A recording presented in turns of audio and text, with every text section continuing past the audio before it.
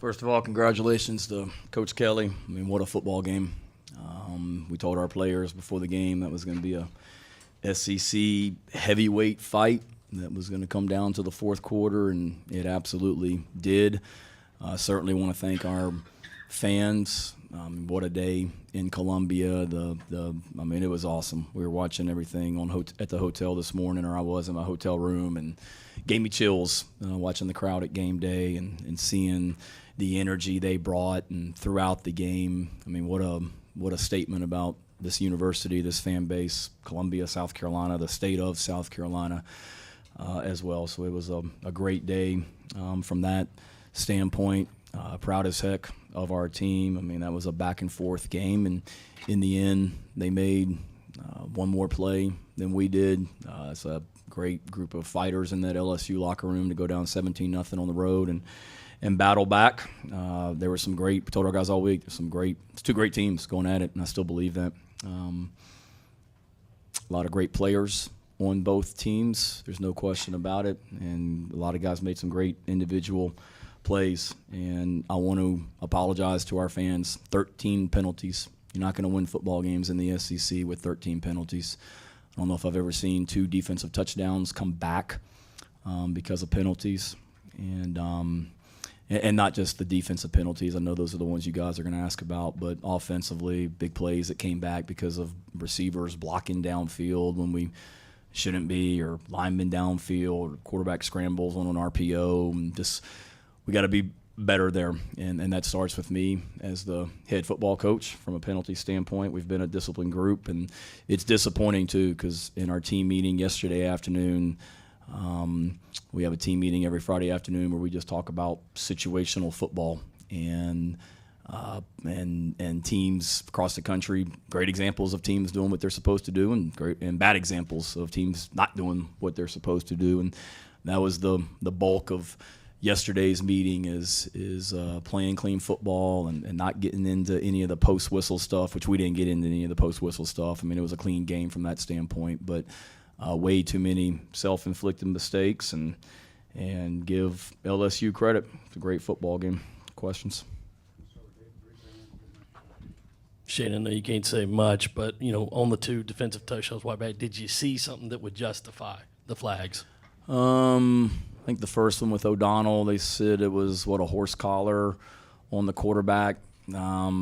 Coaches up top told me that they thought he just grabbed the shoulder pad and pulled him down, but the referee, Jason, he's fantastic, and he told me that he was absolutely certain that when we hit the quarterback that it was a horse collar. So if he said it, I'm sure it happened. And then the one at the end with Nick, I watched it. I mean, anytime there's an interception, we tell our guys, find the quarterback and make sure we get him blocked. And it wasn't, it wasn't vicious by any stretch of the imagination, but it's one of those situations. If you're the referee in that situation, it's right in front of you. I mean, I watched it because I looked for the quarterback and I saw it, and can't put ourselves in that position.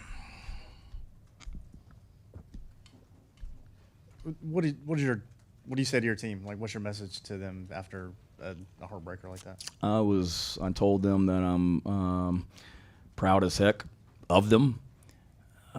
They just kept coming. We put our defense in some tough situations today, and our offense got put in some tough situations, obviously with some injuries. We made a lot of really good plays today. I mean, we're going to go back and look at this tape. I mean, there's a lot of really good performances, I think, offense, defense, and special teams.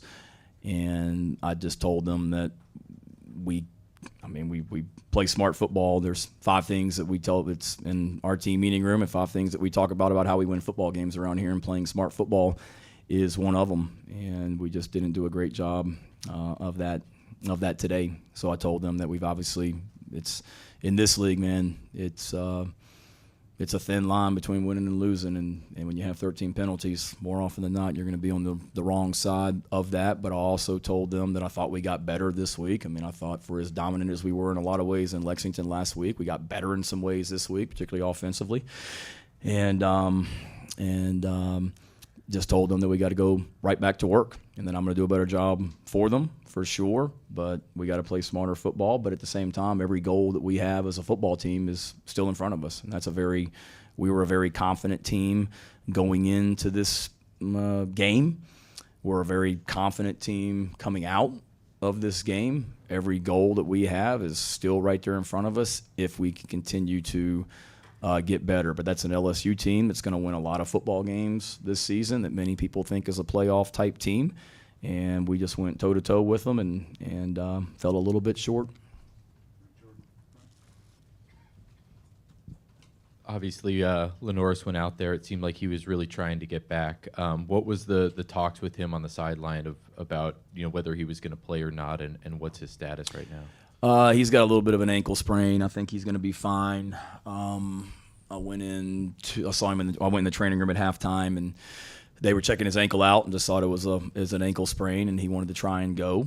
And so we taped him up, and the first possession of the second half where we were backed up, we didn't feel great about him being in that position backed up, so that's when we put Robbie in. And then the next series we said, let's just give it a shot. Maybe Lenoris will get out there and the adrenaline will kick in and he'll feel okay. But there was one play there where he was in and we ran a play to the left over there towards LSU's sideline, and we should have pulled it because the end crashed down and hit Rocket in the backfield. And when he didn't pull it, not that he didn't pull it because he couldn't run, but we just felt like, if he's not going to be able to move like he wants to move, we'll get him out. So that was really the conversation. Just felt like Robbie gave us a better opportunity because Lenoris certainly wasn't 100% there in the second half.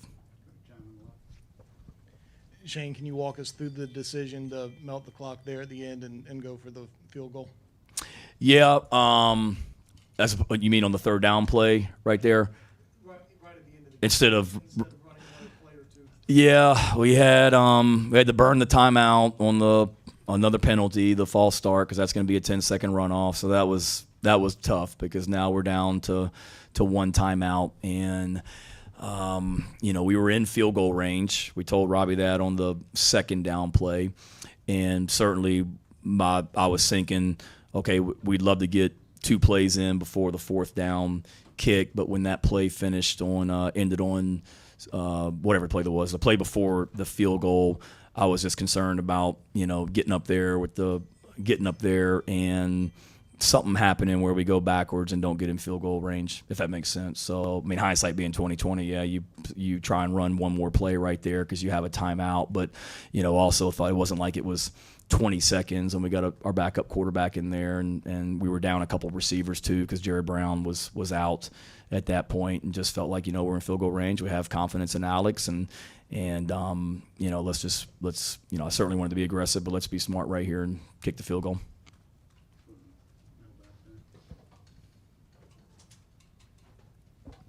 I know it's hard without seeing the film, but can you assess Robbie Ashford's play as he came in the second half and the offense overall when he came in? Yeah, I was proud of him. I thought he did a great job.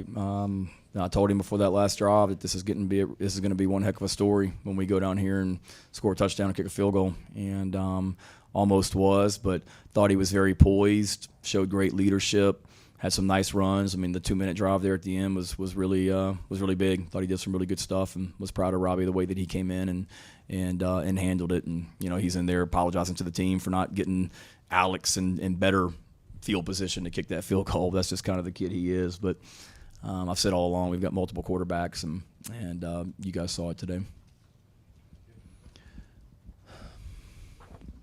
On the final drive, was there any thoughts during that drive of maybe taking at least one shot at the end zone?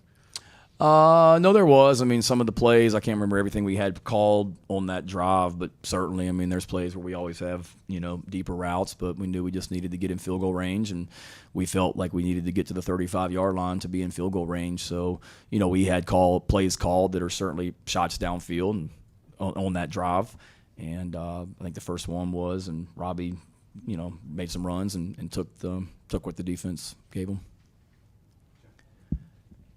Shane, how do you go about cleaning up these penalties? I know it's easier said than done, but I mean, 13 is a pretty big number, as you alluded to. Yeah, like we always do, we try and educate our guys on them and just, be smarter. A lot of them, Jack, can just come from, getting lined up the right way and executing, and that starts with us as coaches, and some of those were, RPO type plays that the quarterback scrambled, and then you're going to have linemen blocking downfield on some of those, but got to go back and look at it, and obviously do an even more of a job of emphasizing it. We've been pretty good around here about penalties and not having a lot of them, and we weren't today. I got a couple. One, what was your overall assessment of your defense today? Kept you in the game for a lot of it, but just kind of that. And two, is there an update on TJ Sanders? Yeah, I think TJ should be fine. He's got a little bit of a foot injury. Defensively, like everybody, we just weren't quite good enough today. They have an explosive offense. There's no question about it, and the quarterback's gritty and tough, and they have some big time receivers. It's the best group of offensive linemen and receivers that we've played here in a while, going back to last year, and they showed it today. Like I said at the beginning, Alan, there's a lot of really big time individual performances today, and their offense had a lot of them, and we did some really good things today as well, but just too many yards. If you could walk us through the week in terms of the conversation with Lenoris about the goggles and contacts and how that decision transpired, and also another fumble for him today. When is ball security a concern for him? Ball security is already a concern. We talk about it all the time, and we've got to be better back there because we put our defense in a bad position. We don't, all of a sudden start preaching it today, but we obviously haven't done a good enough job of preaching it. We got hit in the backfield twice, and that's what we talked about going into this game because of Coach Baker, their defensive coordinator that's been at Missouri. That's his MO, and we couldn't have those type plays. As far as the goggles, there really wasn't much of one. They told me on Tuesday or Wednesday that he was going to try out some contacts. I went to him at practice, and I said, hey, bud, you be you. I know there's a picture floating around on social media of your goggles and you can't see. Don't do this just because you think you're supposed to. And he's like, I'm not, and I just wanted to try contacts. And we've had his vision tested with the goggles from the side, so that's not an issue. We're not going to put a quarterback out there that can't see out the side. We've had all that tested, and you'd have to ask him. He said he wanted to wear contacts. I said, okay, cool. In that third quarter, LSU ran 25 plays. You guys only ran 6. What type of effect do you think that had on your defense and maybe some tackling issues that you might have had in that quarter? Yeah, great question. A lot. Field position was a struggle, and I told our guys starting the second half, I think at halftime our defense had only played 30 plays, so we should have been extremely fresh and ready to go play, but certainly they were out there a lot in the third quarter. We weren't out there a lot offensively, and give LSU credit for that. The third quarter was big, and I think we were winning going into the fourth quarter, and that's what's disappointing today is our record when we score first, our record when we are leading at halftime, and our record when we're leading going into the fourth quarter has been like lights out around here, and we led going into the fourth quarter, even though they scored on the first play. We led going into the fourth quarter. We led at halftime, and we scored first, and just couldn't finish. But that third quarter was big, just field position wise, and kind of taking momentum back a little bit there. Shane, obviously you do have a game next week, and then the bye week. Is there one point of emphasis besides penalties this week? How did you feel about the play calling, the defensive response, anything like that? Yeah, I think you look at the tape, David, and there'll be a lot to correct, like any game. There was a lot to correct after the Kentucky game as well. Obviously, we got to clean up a lot, but there's a lot to build up on as well, and we all got to be better, starting with me and offense, defense, special teams. Okay, thank you all.